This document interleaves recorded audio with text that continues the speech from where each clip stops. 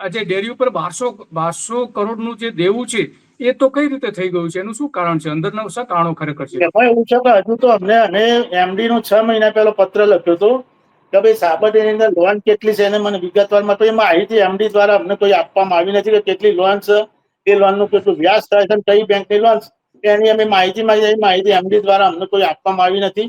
અને આ કોઈ નિયામક મંડળ અંદરની કોઈ વકડાકીય માહિતી આપવામાં આવી નથી.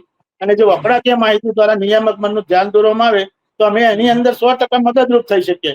પણ એવી કોઈ નિયામક મંડળ વકડાકીય માહિતી આ કોઈ અંદરની આપવામાં આવતી નથી, કોઈ નિયામક મંડળ ડિરેક્ટર સભ્યશ્રીઓ.